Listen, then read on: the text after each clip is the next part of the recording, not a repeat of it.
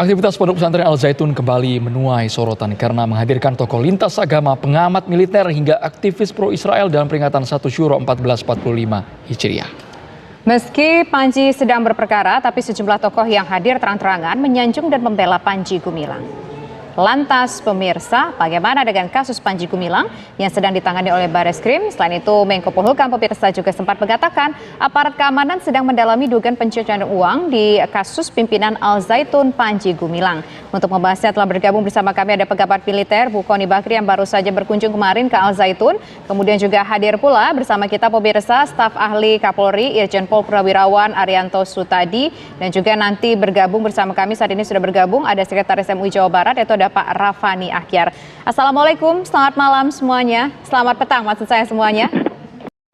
Waalaikumsalam warahmatullahi wabarakatuh. Pertama saya ingin ke Bu Kony terlebih dahulu yang kemarin bersilaturahmi ke Al Zaitun. Bu Kony ada satu statement yang cukup menarik. Bu Kony mengatakan jadi biasakan ya budaya mempelajari, melihat sendiri dan menggunakan kedewasaan berpikir, bukan main menghakimi.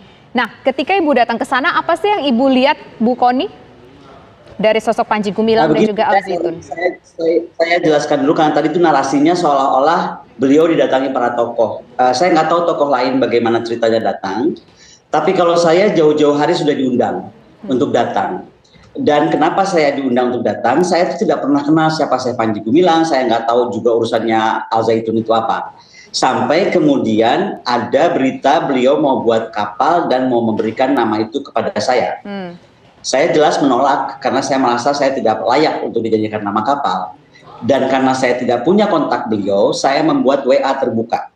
Jadi WA saya sebar kemana-mana, sampai akhirnya saya dihubungi oleh sekretaris beliau dan sahabat beliau. Jadi kemudian saya diundang datang untuk melihat galangan kapal. Undangannya itu dua isinya. Satu melihat galangan kapal, yang kedua adalah mendatangi dan kalau bisa menyampaikan orasi pada saat peringatan 1 Syuro. Jadi saya datang itu karena satu, latar belakang saya itu akademisi. Saya punya disiplin akademik, apapun itu bisa ada validasi. Oke?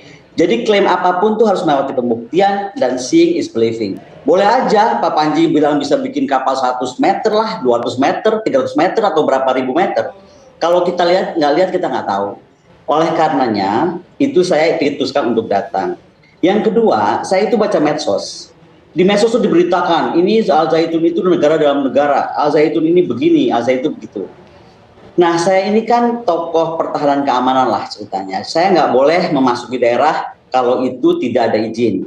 Makanya kemudian saya minta waktu kepada Kepala Staf Angkatan Laut, saya menghadap beliau, saya bilang, Pak Kasal, izin saya besok mau melihat galangan kapal. Dan saya rasa saya harus didampingi dari Angkatan Laut karena bagaimanapun ada berita bahwa negara dalam negara itu harus kita buktikan, betul nggak? Kalau ada negara dalam negara pasti Angkatan Laut nggak bisa masuk. Tapi kalau tidak, ya pasti Angkatan Laut bisa masuk. Nah, karena itulah kemudian Kasal memerintahkan dan Lanal setempat, yaitu dan Cirebon. Itu kenapa saya hadir ke Al Zaitun itu dengan didampingi dan Lanal dengan aparatnya semua intel dan lain-lain. Ada juga Kapolres. Ada juga dari Dandim, tapi bukan Dandimnya kalau Angkatan Darat. Nah, kemudian apa yang saya ingin lihat adalah tadi, ternyata betul beliau sedang membuat kapal dan itu sangat serius, galangannya juga sangat serius. Saya tuh melihat kapal itu bukan cuma satu, tetapi dua. Yang satu panjangnya masih sekitar 30-an sekian, yang hampir 60, 58 ya kalau nggak salah. Tonasenya juga sudah demikian besar. Lalu kita berbicara, sebenarnya Bapak mau bikin apa? Saya bilang, saya tuh mau bikin ekonomi biru Presiden Jokowi itu diwujudkan. Saya bilang, Pak, saya sangat appreciate. Karena apa? Waktu 1 bulan lalu, Ibu Megawati Soekarno Putri melaunching bersama Panglima TNI, Kepala Staf, dan lain-lain, KRI Bung Karno yang panjangnya 72 meter. Semua orang teriak-teriak sama saya, ngapain sih Bu Kony kok nggak hormat banget kita sama Presiden? Namanya Presiden kok di kapal 72 meter. Masyarakat kita nggak tahu kemampuan bikin galangan kapal kita itu dilumpuhkan sudah lama sekali dan sekarang ini sedang merayap tumbuh. Jadi KRI Bung Karno itu dinamakan KRI Bung Karno dengan kapal sepanjang itu karena kapal itulah yang bisa diciptakan oleh galangan di Lampung. Nah, sehingga ketika ada orang bisa bikin kapal lebih panjang dari kapalnya Bung Karno, saya pasti ingin lihat. Nah, makanya saya terus datang dan melihat bersama dengan dan Lanal. Kami sampai naik ke atas. Jadi kami lihat tempat nanti storage ikan di atas. Jadi sistem beliau itu beda sekali, tidak lagi ikan ditangkap kemudian dijual ke tengkulak, tapi dia akan proses sendiri dan menghasilkan seperti Jepang lah, kira-kira cita-cita beliau seperti itu. Nah terus saya tanya, berapa lama Bapak bikin kapal ini? Karena saya tahu bikin kapal itu nggak mudah. Contoh KRI Bung Karno, itu adalah kapal satu-satunya kepada Angkatan Laut yang tepat waktu. Jadi selama ini kalau Angkatan Laut pesan kapal itu datanya terlambat terus, kalau yang bikin lokal. Nah kapal Bung Karno itu tepat waktu 1 tahun. Itu lebih pendek ya. Jadi saya tanya lagi, Pak Panji bisa bikin ini berapa lama gitu? Dia bilang dia bikin ini selama COVID dan ada 2 kapal, berarti kan setahun kapal 1 kapal gitu. Yang ketiga yang dia sudah siapkan adalah linas panjang kapal 150 meter. Saya shock karena berarti kan 2 kali KRI Bung Karno. Nah itulah kenapa saya didampingi dan Lanal cek semuanya, termasuk kekuatan galangannya seperti apa dan lain-lain. Karena menurut saya ini adalah potensi yang harus dibangun oleh bangsa ini kalau betul membangun sebuah kekuatan maritim.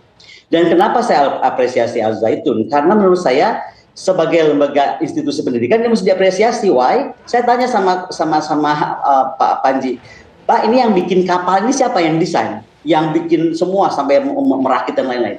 Semua murni Al Zaitun. Dan diterangkan oleh beliau dengan sangat detail. Kami ada semua videonya gitu ya. Bagaimana itu kapal mulai kecil sekali jadi sampan, jadi terusnya agak kecil, agak besar, hingga jadi kapal beneran 2 ini yang kemudian akan disusul kapal ketiga.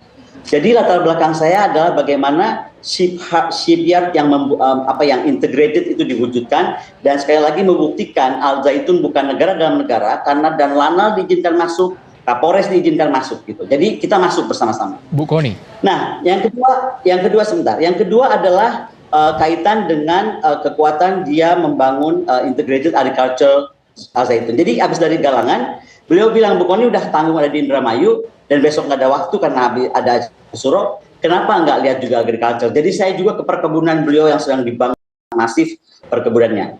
Nah kebetulan saya ini kan pernah sekolah di Israel. Pendidikan S3 saya dulu di Israel. Jadi saya tuh langsung bilang, ini kok kayak gini caranya, Bapak tuh maksudnya bikin kibbutz ya Pak? Kibbutz itu kayak apa ya? Tempat-tempat mandiri yang self sustain yang sedang Bapak bikin. Ini kalau semua pesantren ikut begini, kalau semua gereja, semua kuil, semua di pesisir, wah Indonesia bisa jadi negara maritim lagi dengan cepat. Itu yang saya sampaikan. Yang kedua, kehadiran saya itu terkait rumors juga di media tentang adanya bom, tempat bunker bom gitu di Al Zaitun. Saya ini orang pertahanan keamanan gitu. Kalau ada yang berita-berita kayak gitu, pastilah saya kontak juga dengan kepolisian, dengan Kementerian Pertahanan atau dengan Mabes ya. Nah, kebetulan karena saya diundang gitu, saya pikir ini yang saya mau lihat nih, betul nggak ada bunker bom. Jadi waktu diundang itu saya langsung bilang, saya nanti masuk dari mana? Karena kan saya tamu VVIP, ya kan? Masuknya jalur normal. Saya bilang nggak, saya mau lihat bunker di bawah. Karena saya mau datang. Kan itu kan maksudnya gede banget, saya juga kaget, maksudnya gede banget gitu. Saya bilang saya pengen ke bawah karena ini banyak berita saya baca entah benar entah tidak, di bawah tuh bunker. Saya pengen lihat. Jadi saya turun ke bawah. Langsung mobil saya tuh nggak naik dari atas, saya turun ke bawah dengan ketika saya bilang saya banyak rombongan ya. Saya bawa dosen dari PTIK, saya bawa PTIK itu sekolah kepolisian kalau nggak ada yang tahu. Kemudian dosen dari Universitas Pertahanan, ahli industri pertahanan ikut sama saya juga sejak hari pertama. Nah begitu datang tuh kita langsung ke bawah Mbak, ke bawah Al Zaitun yang dikatakan bunker itu. Saya muter di situ dengan mobil saya. Dan saya video semuanya yang ada itu adalah balok-balok kayu yang sudah bertumpuk lama, sudah ada laba-labanya, sudah berdebu. Jadi maksudnya bukan overnight gitu dibuat ganti, tadi bom sekarang kayu gitu ya. Dan akhirnya saya nanya itu buat apa? Karena memang masih ada pembangunan masif di dalam Al Zaitun sendiri. Jadi sebenarnya kalau ditanyakan kenapa saya hadir, itu Mbak, saya hadir karena undangan, bukan karena saya ingin hadir. Yang kedua karena alasan kenapa ya, sebuah institusi sudah mampu membuat kapal sendiri dan ini nggak main-main gitu. Jadi saya tertarik itu karena menurut saya kekuatan industri maritim kita tuh harus dipercepat.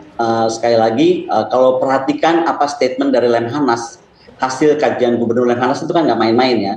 Indonesia ini dalam 14 tahun harus banyak menyelesaikan masalah urgent. Pertama kita akan terkena dampak perang Cina dan Amerika.